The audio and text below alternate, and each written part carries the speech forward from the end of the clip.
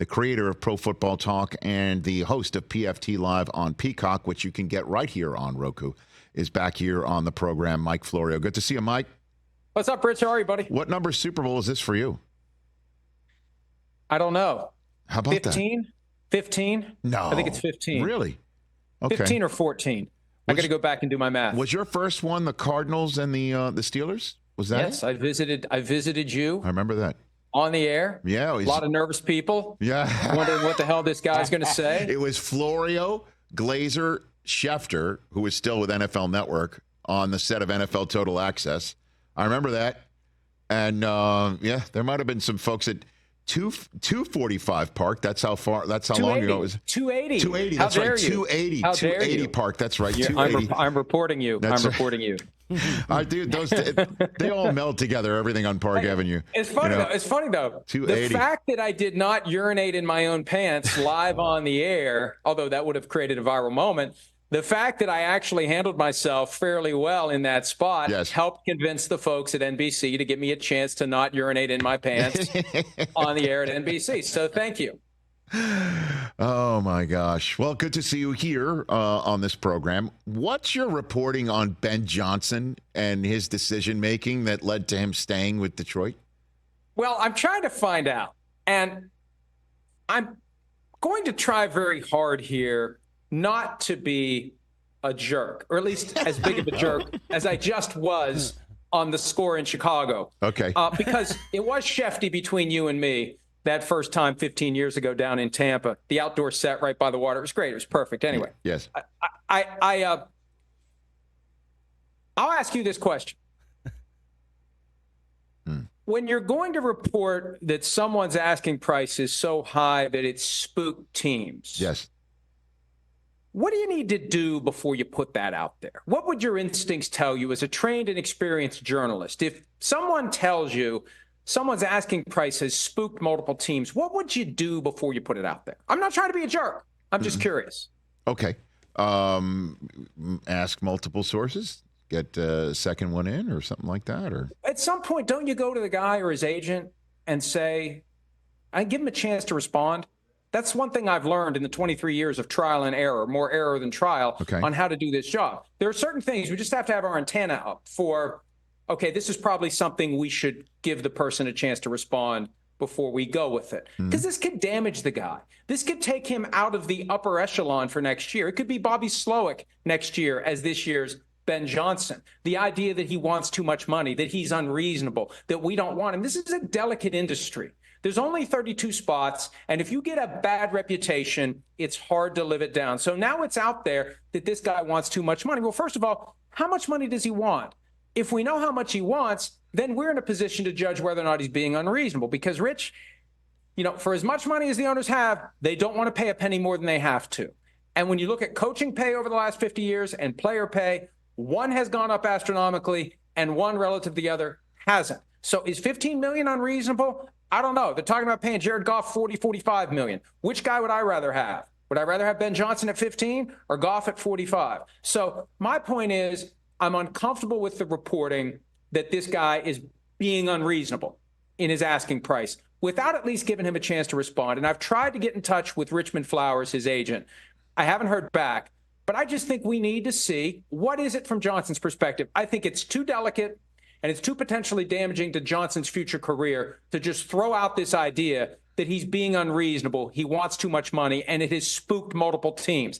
That's hard to come back from if you're Ben Johnson. So the question I have then is when a candidate who is so red hot as Ben Johnson is says, I'm staying put, and makes that announcement while one of the ownership groups that's interested in hiring you and clearly waited till it was time to speak with you is in the air on the way to speak with you, that means one of two things, that he just was never going to go, or that he was leaning towards never going in the first place, that he's likes where he is because of a new financial package that's been put there on the table for him, and that matches his love for the area. That I'm assuming he has a spouse and family that may like staying there, or the other thing is he's already gotten wind that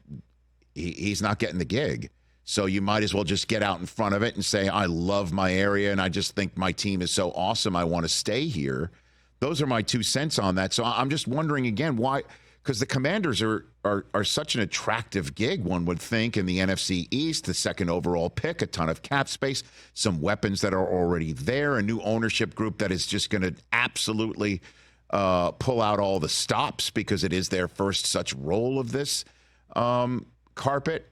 So I'm just wondering what you think happened or have heard has happened on that. Last year, when he removed his name from consideration, that was the natural reaction by many, that he just thought he wasn't going to get a job. So let's go ahead and make it look like I'm choosing to stay put. Sure. You mentioned the possibility of an enhanced financial package to stay with the Lions. Shefty also tweeted a few after the asking price spooked multiple teams that he's not getting a sweetener, that he's not getting any new financial package to stay put. So why are they flying to see him if he knows he's not going to get the job? I just think that we have to account for the possibility that something made him say, this isn't right for me. That something made him say, this team still has work to do to get to the point where it's an attractive destination for a head coach who really has one shot, to go back to the M&M stuff. You got one shot. Look at Steve Spagnuolo. He still can't live down the disaster that was his stint with the Rams that might have not been his fault at all. Dysfunctional mess, quite possibly. Horrible couple of years. He's had some masterful playoff game plans. His name never even gets mentioned for another head coaching job. So you have to go into it saying, I get one chance. And you got to set aside the lure of the title and the money and say, this needs to be right for me. And there was something about my meeting with this person or that person. There was something about this. I don't know. It still smells like Dan Snyder in here. Something as simple as that. But it could be that Ben Johnson said, I'm content to wait a year because the current option doesn't feel right to me. We just don't know. We don't know because it's all been plastered over to a 10.7 million follower X account that he's spooking teams because he wants too much money. That's the problem I have with it. Mike Florio here on the Rich Eisen Show. What is the next step for the two teams that have yet to name a coach? Can anybody that's still out there, leapfrog their way back in that may have the same first and last initial of their first and last name? What do you got for me, Mike? It's a great point because on PFT Live this morning, Sims and I went through the names of the known candidates for both Seattle and for Washington. Now with Bobby Slowick out and Ben Johnson out. And how do you make a hire that's really going to get people fired up? Renew your season tickets, go buy hats and jerseys and get excited for the season to come. Because that's what a lot of this is. You want something that's going to get your people appropriately excited about what your product is going to be. And Rich, you've got Jerry Jones openly admitting yesterday that he would consider hiring Bill Belichick at some point in the future, which is just stunning if it comes from anybody but Jerry Jones. You've got reporting that the Eagles thought about Belichick this year if it went sideways with Nick Sirianni, and therefore he hovers over the Eagles. You got people who have connected the dots from Belichick to the Giants. If I'm the Commanders and I'm looking at the possibility that this guy's going to coach one of the other three teams in my division by 2025, don't I at least revisit whether or not we could make it work with him not being fully in charge? And I don't know that it does work, but you've got Adam Peters, who was one of the lackeys working for Bill Belichick for 5 or 6 years in New England, now in charge. I don't know that it works. I think they'd love it if they could just get him as the coach without all the other stuff. I just don't know that it would work. But I would at least take another look at it because I'm looking at the possibility of Belichick coming to the division with the Cowboys, the Eagles, or the Giants come 2025. Any sense this has to get done before next week because the league doesn't want a coach hiring announcement during the Super Bowl week, or they're waiting? Anybody on either one of these staffs they'd possibly be waiting for, a la Jonathan Gannon from last year? Or Josh McDaniels when the Colts were, oh, never mind. Nice. Yeah, but I don't know that that's, I think that they can accept both. Okay. People have argued for years now, and Peter King's been at the front of this line. Let's just push everything until after the Super Bowl. It is so hard to cover the NFL during the playoffs. Not that I'm looking for anyone's pity. I'm just saying it's challenging. It's challenging. It's not hard. It's great. It beats working for a living. Trust me, I have. it's challenging because you've got the playoff teams and all the playoff storylines on one hand, then you've got all the coaching searches on the other, and it's all happening at once. It would be better to kind of space it out, right? Don't eat your whole meal at once. Space it out over some time. So I don't know that the NFL would have a problem with anything happening next week because the NFL doesn't have a problem with this whole coaching carousel happening during the postseason. Mike Florio, Pro Football Talk and PFT Live right here on the Rich Eisen Show. Do your best to speak fluent Jerry Jones or translate it. What does that mean they're going all in? What does that mean? Well, he said that at the Senior Bowl they're going all in for next season. What does that mean? I'm reminded of a notorious quote from Jerry Jones at his training camp press conference in July of 2012 that I probably won't say on your show, but I have said on mine. Yes, sir. It involves the word glory, a misuse of a term that includes the word glory, if you're not familiar with Jerry Jones. And then his former PR guy tried to save him by saying that the word that Jerry uttered is commonly used in the oil and gas exploration business. And Jerry says, well, that's news to me. So anyway, I don't know what all in means. I don't know what all in means because if you're going all in, frankly, you're going after Bill Belichick now because you've got the team.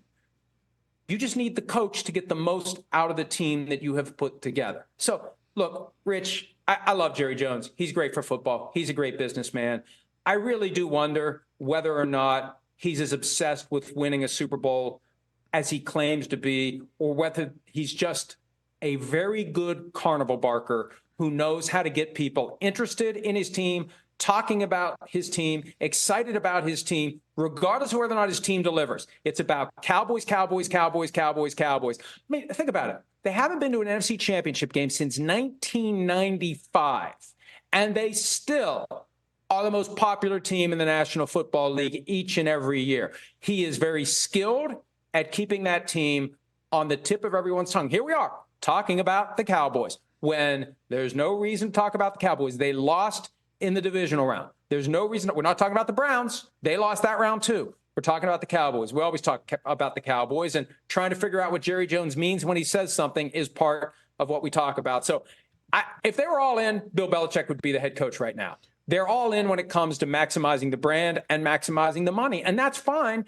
But it's proper for us to point out that that's what's happening. It's really not a pursuit for the Lombardi Trophy. Well, what I meant, I guess I'll push back a little bit there, that all in would mean, yes, Belichick would be all in maybe for the next 3-4 years to let him,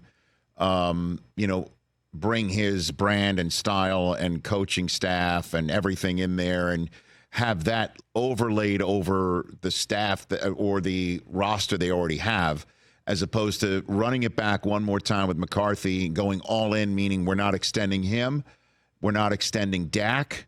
We're going in the free agent market.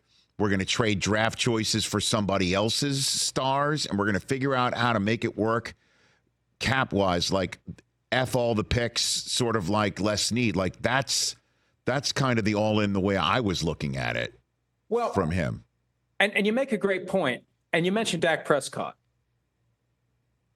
It's possible, and they're never going to come out and tell us everything they talked about, everything they debated. We all know there's stuff that goes on behind the curtain, and they're not going to be as candid about it as they could be to help us understand what's happening.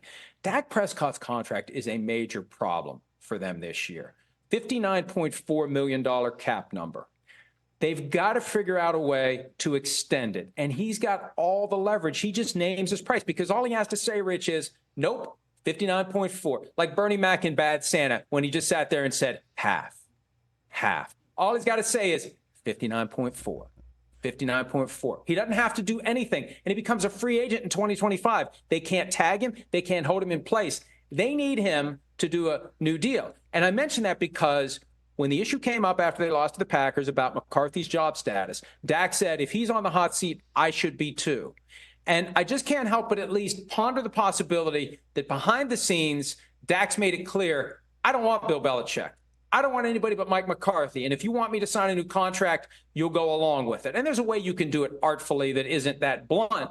But they need Prescott to be on board with whatever they eventually offer him, or they have to go forward all in with $59.4 million, 25% of the entire cap tied up in one guy. Mike Florio here on the Rich Eisen Show. The Super Bowl hinges on what? What do you think? Super Bowl 58. Well, the Super Bowl hinges on whether Brock Purdy can do something that only two other human beings who have ever lived can do, and that is defeat Patrick Mahomes in the postseason. Tom Brady's done it twice, and Joe Burrow's done it once. And Tom Brady probably wouldn't have done it the second time if Patrick Mahomes didn't have a toe injury that needed surgery within 2 days after the Super Bowl ended. And Joe Burrow did a great job of taking advantage of an opening that the Chiefs left when they were up 21-3 in the first half of the AFC Championship game. Can Purdy deliver against Mahomes? Jimmy Garoppolo had a chance to do it 4 years ago and ultimately couldn't. Remember Emmanuel Sanders wide open, a couple of minutes left in the game, down 4 points, he missed him.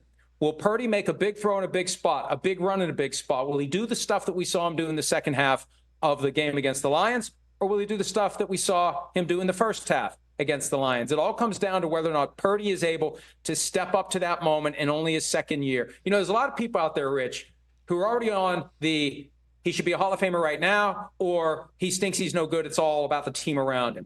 I think the right territory is right down the middle. Give the kid a chance, and this is the ultimate chance. Can you become the third person to beat Patrick Mahomes in the postseason? And that's going to be a list that's not very long by the time it's all said and done. And then lastly, you sent out a tweet of people that you were talking to in this whole analytics conversation that Dan Campbell put to the fore with his decision-making in the second half of the NFC Championship game.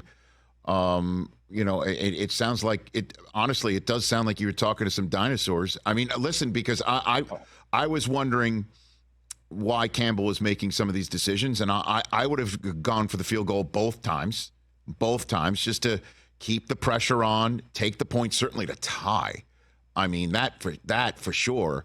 But you know, I'll give you the floor here to more than just 280 characters that you threw out there on X about who you were talking to in this subject matter and what you've been hearing, ear to the ground. Well, and obviously, look, if I was going to make stuff up, I would make stuff up that was far more interesting than commentary from a head coach who I can't name about how analytics provides a way for people who otherwise would not find a job in an NFL organization to find a job. And it's created this mini industry where analytics is just kind of taken over and spread everywhere. And there is a place for it. I'm not saying there isn't. My bigger point as it relates to Campbell is that it used to be a head coach, when faced with a decision, unconventional or conventional. If you do the unconventional thing and it doesn't work, you get questioned, you get scrutinized, you get criticized. You do the conventional thing and it doesn't work, nobody says boo.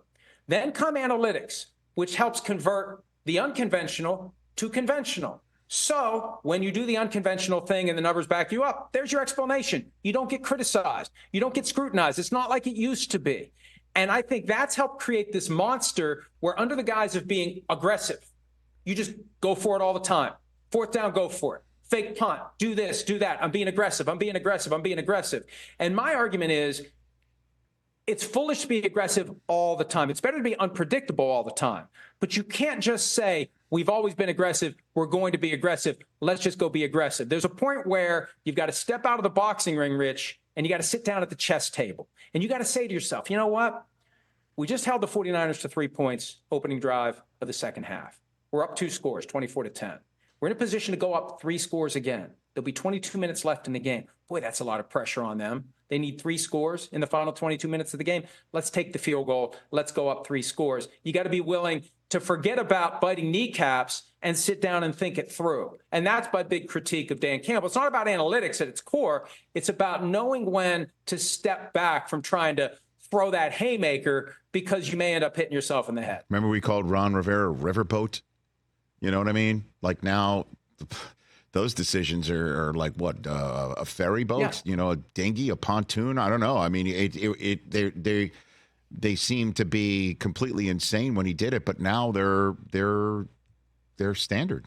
It pretty much Barry is. Switzer going for it on 4th and 1 against the Eagles back in 94, 95. Remember that? That was like the world was going to end. And now we see that stuff happen all the time. Going for it in negative territory on 4th and short. People do it all the time. And the analytics gives you the cover to avoid the scrutiny that you used to get as a head coach, because the numbers support, you know, that ESPN, I don't even know why they bother. The thing they put down in the corner of the games on ESPN, go. Have you ever seen anything other than go? It's always go. It's always go. It can't always be go. Might be the old go.com network, maybe from back in the day. Mike, when do you get to Vegas? Sunday. Okay. I haven't been to Las Vegas since 1986. I have a feeling it's a little different than it was. Changed. Hold on a second. What? It's changed. That's a headline. That's a headline right there. How is that possible? 1986. Really? I was alive then. Can you imagine that? Yeah. I've had no reason to go back, and now I do. Oh, it's changed. Oh my God, you're not going to believe what you're going to see. Yeah. Oh, it's not even close. I'm my going to God. that sphere to see you too. That big giant sphere that looks like a spaceship from another galaxy that landed in Vegas. Oh, by the way, there's still very similar threads throughout 1986 Vegas to the current Vegas. There's still, there'll be some familiar aspects of it. But PFT Live comes to you live starting Monday, then, is what you're saying. Starting Monday. We're actually on, I think, 1 to 3 p.m. live on Peacock. So I'm sorry, we're going to be. We'll give you first dibs on all the good people in the audience. We'll take whoever's left over. Dude, it's all good, I don't want to man. get up at 4 a.m. I don't want to get up at 4 a.m. and do PFT Live from an empty Radio Row from Las Vegas. I hear you. Mike, thanks for the time. We'll see you out there. All right, Rich. See you, pal. You bet. Everybody follow him at Pro Football Talk. That's Mike Florio. Catch the Rich Eisen Show every single day on the Roku channel, 12 to 3 Eastern, for free.